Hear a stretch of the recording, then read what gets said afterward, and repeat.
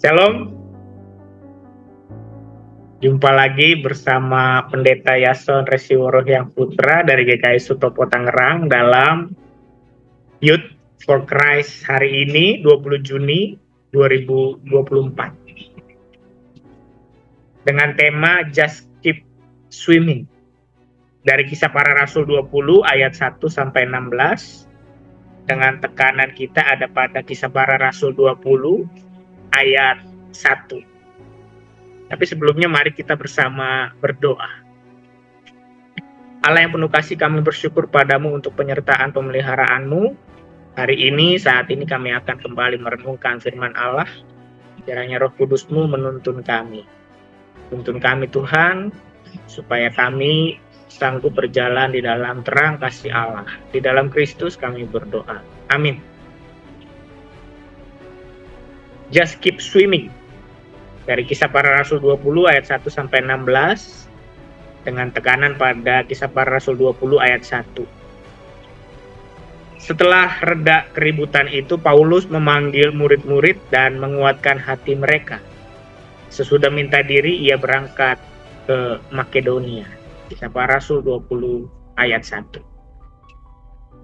Rekan pemuda, Youth terkasih, ada satu film yang mungkin kita tahu, satu film animasi yang mungkin juga kita sukai, kita tahu, kita kenal, yaitu Finding Nemo. Salah satu dialog yang sangat berkesan adalah kata-kata Dory kepada Marlin, yaitu just keep swimming. Bersama Dory, Marlin mengarungi lautan luas untuk menemukan anaknya Nemo. Mereka harus melewati wilayah-wilayah yang asing dan penuh bahaya di luar dari lingkungan mereka biasanya, di luar dari tempat habitat mereka. Namun di tengah semua rasa takut mereka, Dory mengajak Marlin untuk terus dan tetap berenang saja.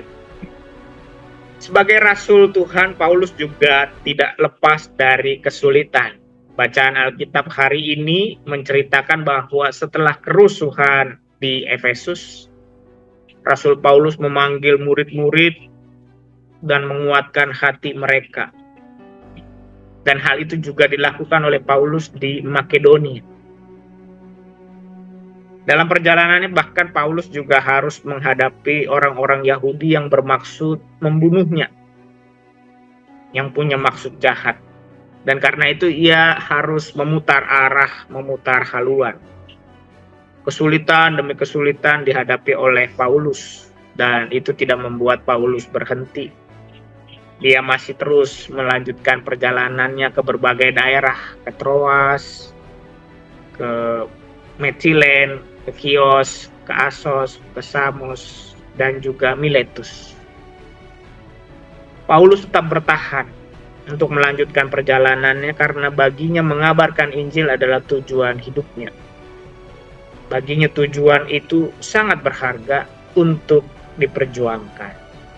Rekan pemuda Youth terkasih, hidup ikut Tuhan tentu tidak menjadikan segala sesuatu mudah dan gampang. Kita menghadapi berbagai kesulitan dan kita punya pilihan, mau terus maju atau menyerah.